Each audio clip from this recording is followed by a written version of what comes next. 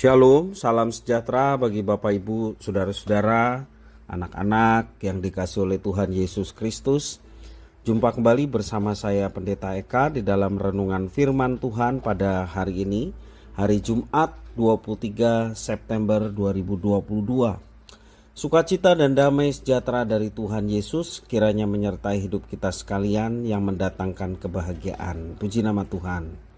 Sampai pada pembacaan firman Tuhan hari ini, yakni kitab Yesaya pasal yang ke-24. Kiranya firman Tuhan yang kita baca sungguh memberkati hidup kita. Baik, sebelum kita akan merenungkan bagian firman Tuhan hari ini, kita akan berdoa. Tuhan Allah Bapa di surga yang kami puja sembah di dalam nama Tuhan Yesus, kami bersyukur untuk pemeliharaan dan kasih Tuhan yang boleh kami alami dari hari ke hari sampai pada hari ini. Kami mau terus dekat dengan Tuhan, kami mau terus memperdengarkan hati pikiran kami kebenaran firman Tuhan yang menerangi jalan hidup kami, sehingga kami penuh dengan kekuatan dan kami boleh dibentengi oleh kebenaran firman Tuhan, tidak salah melangkah karena firman-Mu yang terus menguasai. Dan kami memohon kepada Tuhan, kiranya Engkau menolong kami untuk kami dapat menerapkannya. Terima kasih Bapa, inilah diri kami. Kami sedia untuk belajar firman Tuhan. Demi nama Tuhan Yesus kami berdoa. Haleluya. Amin. Saya akan membacakan dalam Yesaya pasal 24 ayat 1 sampai 23. Demikian firman Tuhan. Sesungguhnya Tuhan akan menanduskan bumi dan akan menghancurkannya, akan membalikan permukaannya dan akan menyerakkan penduduknya. Maka seperti nasib rakyat demikian nasib imam, seperti nasib hamba laki-laki demikian nasib tuannya, seperti nasib hamba perempuan demikian nasib nyonyanya, seperti nasib pembeli demikian nasib penjual, seperti nasib peminjam demikianlah nasib yang meminjamkan, seperti orang yang berhutang demikianlah nasib orang yang berpiutang. Bumi akan ditanduskan setandus-tandusnya dan akan dijarah sehabis-habisnya, sebab Tuhanlah yang mengucapkan firman ini. Bumi berkabung dan layu, ya, dia merana dan layu. Langit dan bumi merana bersama. Bumi cemar karena penduduknya, sebab mereka melanggar undang-undang, mengubah ketetapan dan mengingkari perjanjian abadi. Sebab itu sumpah serapah akan memakan bumi dan penduduknya akan mendapat hukuman. Sebab itu penduduk bumi akan hangus lenyap dan manusia akan tinggal sedikit. Air anggur tidak menggairahkan lagi, pohon anggur merana dan semua orang yang bersuka hati mengeluh. Kegirangan suara rebana sudah berhenti, keramaian orang-orang yang beria-ria sudah diam, dan kegirangan suara kecapi sudah berhenti. Tiada lagi orang minum anggur dengan bernyanyi. Arak menjadi pahit bagi orang yang meminumnya. Kota yang kacau riuh sudah hancur. Setiap rumah sudah tertutup, tidak dapat dimasuki. Orang menjerit di jalan-jalan karena tiada anggur. Segala sukacita sudah lenyap, kegirangan bumi sudah hilang. Yang terdapat dalam kota hanya kerusakan, pintu gerbang telah didobrak dan runtuh. Sebab beginilah akan terjadi di atas bumi, di tengah-tengah bangsa-bangsa, yaitu seperti pada waktu orang menjolok buah zaitun, seperti pada waktu memetikan susulan, apabila panen buah anggur sudah berakhir. Dengan suara nyaring mereka bersorak-sorai, demi kemegahan Tuhan mereka memekik dari sebelah barat. Sebab itu permuliakanlah Tuhan di negeri-negeri timur, nama Tuhan Allah Israel di tanah-tanah pesisir laut. Dari ujung bumi kami dengar nyanyian pujian, hormat bagi yang maha adil. Tetapi aku berkata, kurus merana aku, celakalah aku. Sebab para penggarong menggarong, ya terus-menerus mereka melakukan penggarongannya.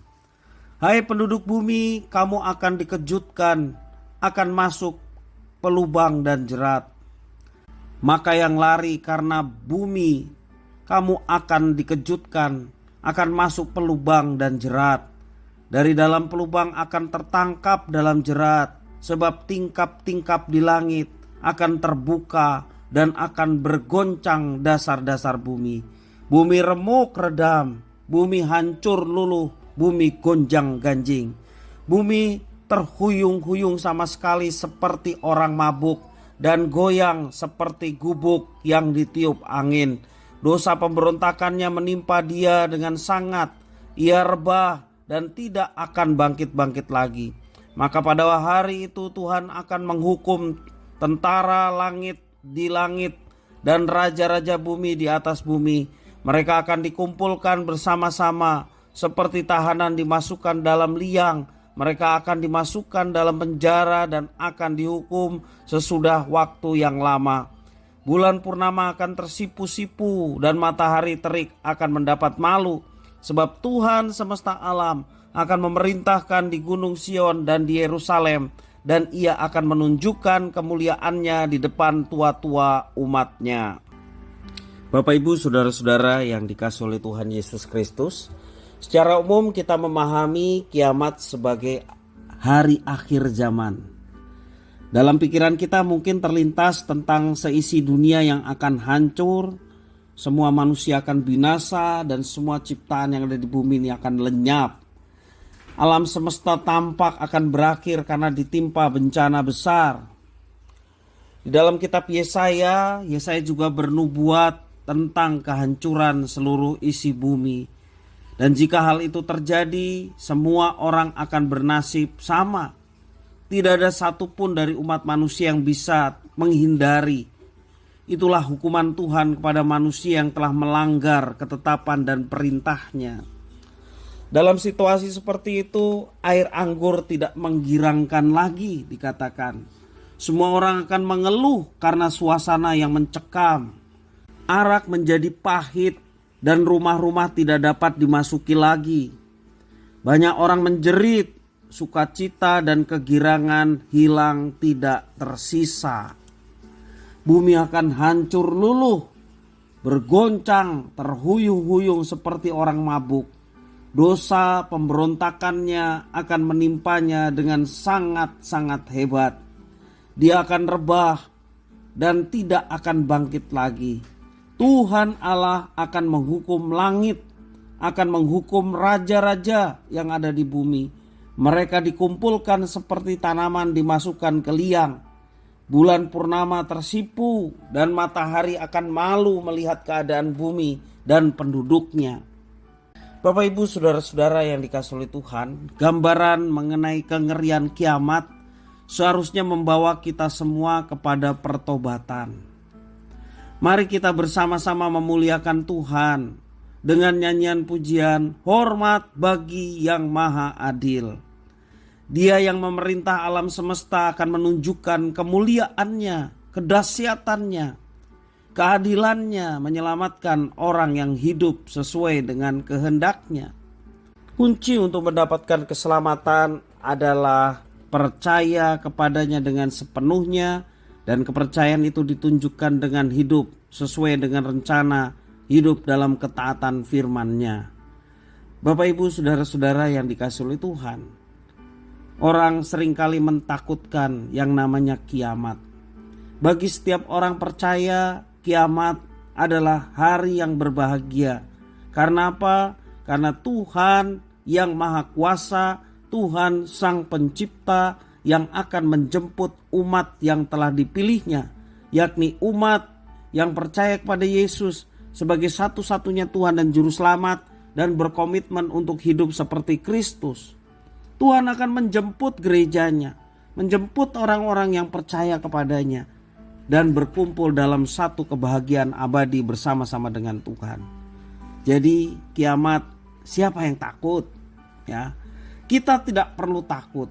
Saat kita hidup di jalan Tuhan, berjalan bersama dengan Dia dalam kehendaknya, maka dalam lembah kekelaman sekalipun, kata firman Tuhan, tidak ada bahaya karena tangan Tuhan menyertai. Hari kiamat yang sering ditakuti oleh banyak orang sesungguhnya adalah hari Tuhan untuk menghakimi manusia. Dan saat itu juga Tuhan akan menjemput umat yang dikasihinya untuk masuk dalam kehidupan bersama-sama dengan Dia selama-lamanya. Semua akan diadili menurut perbuatannya masing-masing. Orang-orang yang percaya kepada Kristus, dialah yang akan diselamatkan. Mereka akan mengenakan pakaian putih sebagai tanda telah dikuduskan. Nama mereka tercatat dalam buku kehidupan dan mereka mengenakan mahkota kehidupan. Bapak, Ibu, saudara-saudara yang dikasihi oleh Tuhan, kita disebut anak-anak Allah karena kita juga disebut sebagai pewaris kerajaan Allah. Kalau kita masuk dalam rencana Allah, bahkan kita disebut anak-anak Allah, apa yang perlu kita takutkan lagi? Kiamat, tentu saja kita tidak perlu takut selagi hidup kita bersama dengan Tuhan dan tetap berpegang teguh pada firman Tuhan, Yesus Kristus sebagai junjungan, juru selamat dan Tuhan sesembahan kita. Maka apabila hari itu datang, kita akan mendapatkan kebahagiaan sejati yang telah Tuhan siapkan bagi setiap orang-orang yang hidup seturut dengan kehendak-Nya. Kiranya firman Tuhan memberkati kita sekalian. Mari kita berdoa.